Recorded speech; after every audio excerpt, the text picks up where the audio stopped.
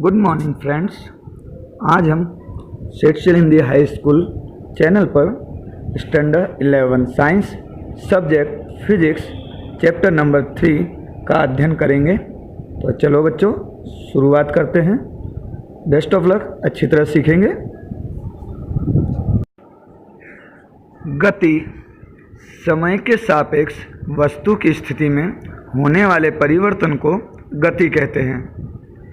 ठीक है बच्चों, इसके कई प्रकार हैं, हम देखते हैं।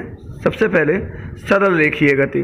तो सरल रेखीय गति क्या होता है कि पदार्थ की एक ही दिशा में होने वाली गति को सुरेख गति कहते हैं। पदार्थ की एक ही दिशा में होने वाली गति को सुरेख रेखीय गति कहते हैं। ठीक है बच्चों, गति के और भी कई प्रकार हैं, जैसे कि सरल रेखीय गति, विस्थापित गति, वृत्ताकार गति, चाक मात्रा, दोलन गति और कंपन। ठीक है बच्चों। सेकंड है हमारा पथ लंबाई। पथ लंबाई क्या होती है? तो देखिए, पदार्थ द्वारा तय किए गए अंतर को पथ लंबाई कहते हैं। पदार्थ द्वारा तय किए गए अंतर को पथ लंबाई कहते हैं। यह अदिश राशि है। पथ लंबाई हमेशा धन होती है। पथ लंबाई 0 नहीं हो सकती। नेक्स्ट टॉपिक देखते हैं, विस्थापन मतलब डिस्प्लेसमेंट। पदार्थ के स्थान में होने वाले परिवर्तन को विस्थापन कहते हैं। विस्थापन का एक सूत्र है, विस्थापन बराबर अंतिम स्थान माइनस प्रारंभिक स्थान। यह सदिश राशि है। इसका मान धन एवं ऋण दोनों हो सकता है। विस्थापन शून्य भी हो सकता है। यदि हम पथ लंबाई और स्थानांतरण की बात करें तो पथ लंबाई greater than is equal to स्थानांतरण होता है। एक समान गति। यदि कोई वस्तु दिए गए समय अंतराल में समान दूरी तय करती है तो उस वस्तु की गति को एक समान गति कहते हैं। औसत वेग। औसत वेग के दो भाग हैं, औसत वेग, तात्क्षणिक वेग। यह वेग के दो भाग हैं। औसत वेग में हम ग्राफ में देख सकते हैं कि वेग is equal to dx by dt। वहीं पर तात्क्षणिक वेग में v is equal to limit delta t tends to 0 delta x by delta t equal to dx by dt। इस चीज़ को हम आगे विस्तार से सीखेंगे। ठीक है, चलिए देखते हैं। जब पदार्थ गति में होता है तब वह समय के साथ कितनी तेज़ी से उसका स्थान बदलेगा और किस दिशा में बदलेगा उसे जानने के लिए औसत वेग परिभाषित किया जाता है। तो क्या परिभाषा होगी उसकी कि स्थान में होने वाले परिवर्तन dx और उसमें लगने वाले समय अंतराल के अनुपात को औसत वेग कहते हैं। जैसे यहाँ पर सूत्र दिया गया है, v bar is equal to x2 minus x1 upon t2 minus t1, जिसे हम delta x by delta t के द्वारा भी दर्शा सकते हैं। यहाँ डेल्टा x स्थान में होने वाला परिवर्तन तथा डेल्टा t समय में होने वाला परिवर्तन दर्शाता है। इसका SI मात्रक मीटर पर सेकंड या किलोमीटर पर आवर से यह सदिश राशि है। यह धन या ऋण हो सकता है। विस्थापन शून्य हो तो वेग शून्य होता है। x वर्सेस t का आलेख हम इस प्रकार से नीचे दर्शाए अनुसार देख सकते हैं। पहला, धन वेग से गति करते हुए पदार्थ का आलेख हमेशा सीधी रेखा प्राप्त होता है। दूसरा, ऋण वेग से गति करते हुए पदार्थ का आलेख हमेशा नीचे की तरफ डिक्रीज होते हुए रहता है। तीसरा, स्थिर पदार्थ के लिए हमेशा x वर्सेस t का आलेख हमें अचल प्राप्त होता है, मतलब समय बढ़ता जाता है तथा पदार्थ की स्थिति समान रहती है। औसत वेग बराबर विस्थापन बटे समय। औसत चाल की परिभाषा देखेंगे कि पदार्थ द्वारा चली गई कुल पथ लंबाई एवं इसमें लगने वाले कुल समय के अनुपात को औसत चाल कहते हैं। औसत चाल बराबर कुल पथ लंबाई बटे उसमें लगने वाला कुल समय। औसत चाल का SI मात्रक मीटर पर सेकंड है। यह एक अदिश राशि है। औसत चाल हमेशा धन होती है, जिसकी विमा ब्रैकेट में एल टी पर पावर -1 होता है।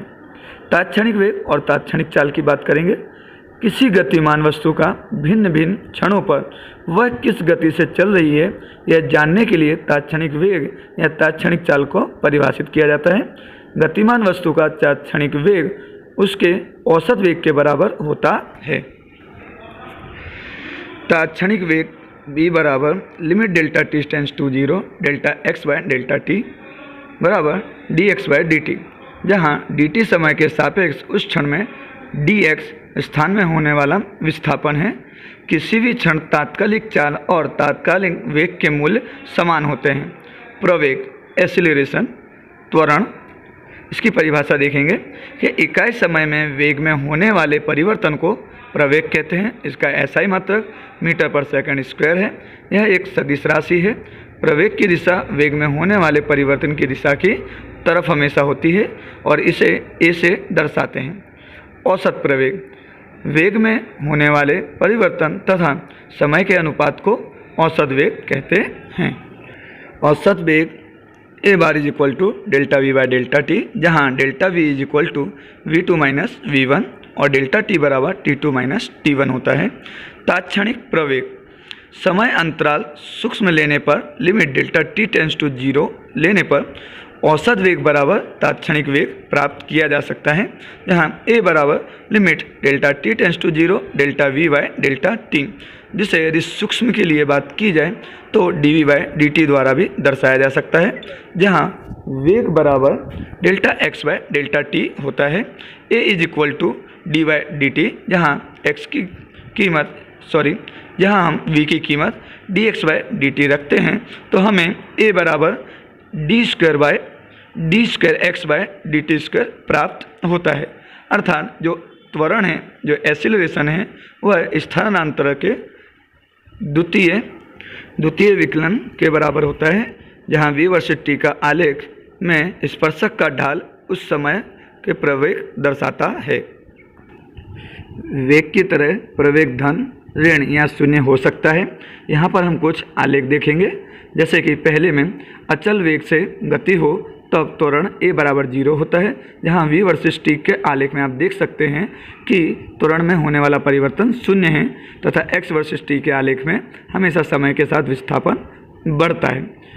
सेकंड, त्वरण यदि धनात्मक हो, मतलब धीमे धीमे प्रवेग की मात्रा बढ़ती हो, तब v वर्सेस t का आलेख हमें ऊपर की तरफ ग्रोथ करता हुआ दिखाई देता है, जहाँ a हमेशा धीमे समय के सापेक्ष बढ़ता है।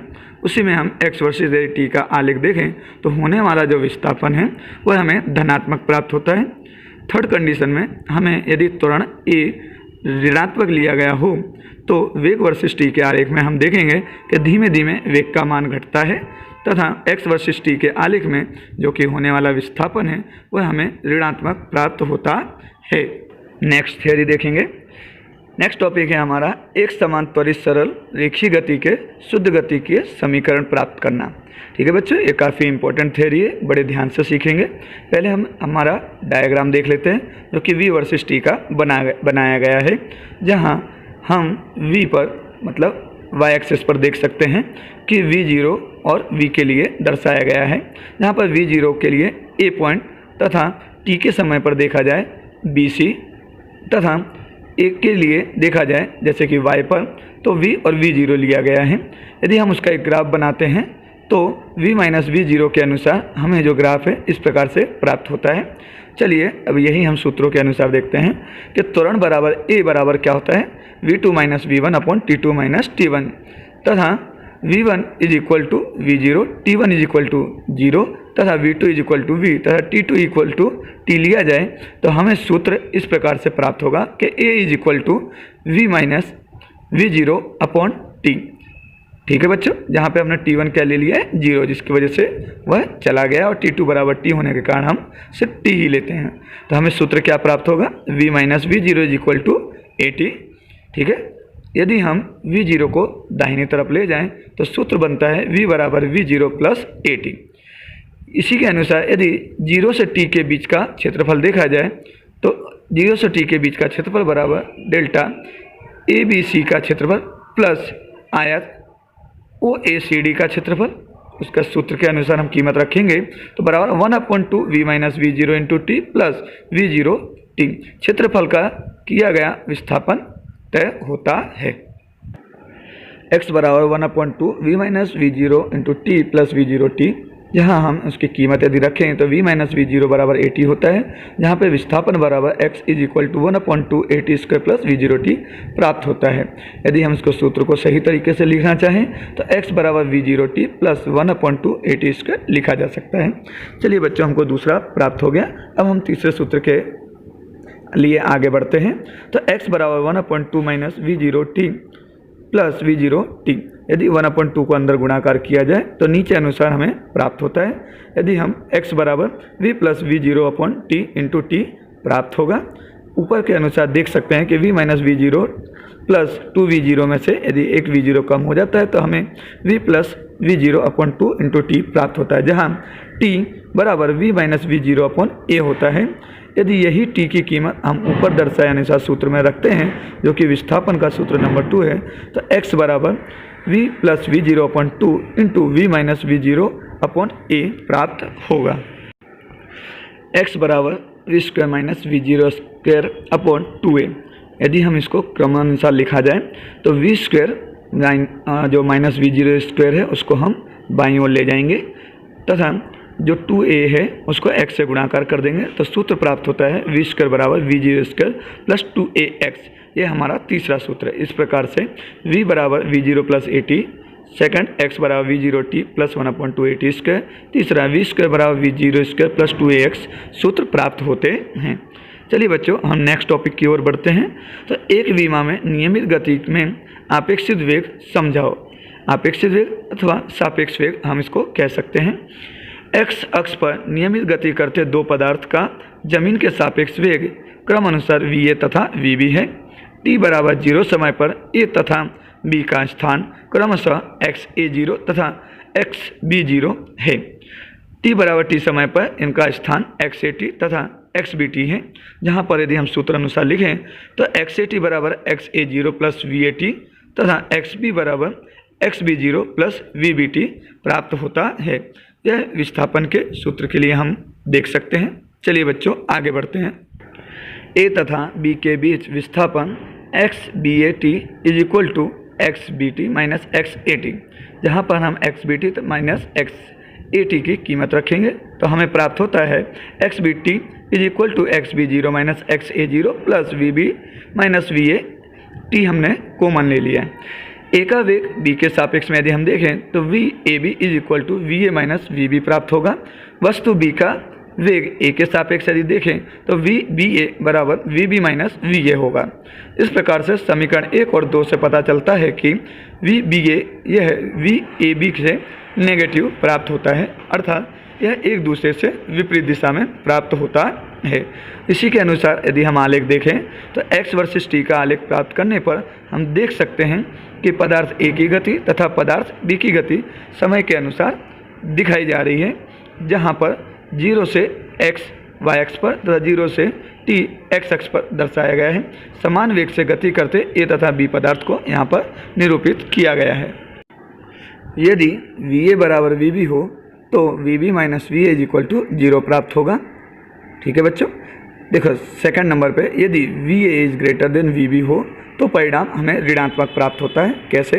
देखिए x वर्सेस t का हमने आलेख बनाया हुआ है, जहाँ पे पदार्थ a की गति x वर्सेस t के अनुसार जैसे समय बढ़ता है तो विस्थापन भी बढ़ता हुआ दिखाई दे रहा है।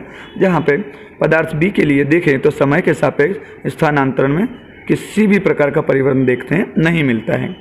सी नंबर पे आते हैं, जहाँ पर पदार्थ a का तथा पदार्थ b के विरुद्ध चिन्ह वाली यदि संज्ञा हो तो किस प्रकार से होगा। देखते हैं x वर्सेस t में हम देख पाते हैं कि पदार्थ a का जो आलेख दर्शाया गया है x वर्सेस t में जैसे जैसे समय बढ़ता है वैसे वैसे स्थानांतरण में वृद्धि होती है। उसी प्रकार यदि पदार्थ b की बात की जाए तो जैसे जैसे समय में वृद्धि होती है वैसे वैसे स्थानांतरण ऋणात्मक प्राप्त होता है, जहाँ वह एक दूसरे को किसी न किसी बिंदु पर प्रतिच्छेदित करते हैं। ठीक है बच्चों, आशा करता हूँ आपको ये सारी थ्योरियाँ समझ में आ गई होंगी और आप इसे अच्छी तरीके से तैयार करेंगे। Best of luck. Thank you so much. Please हमारे चैनल को सब्सक्राइब एंड शेयर करें और आने वाली वीडियो के लिए हमारे चैनल पर बने रहें। धन्यवाद।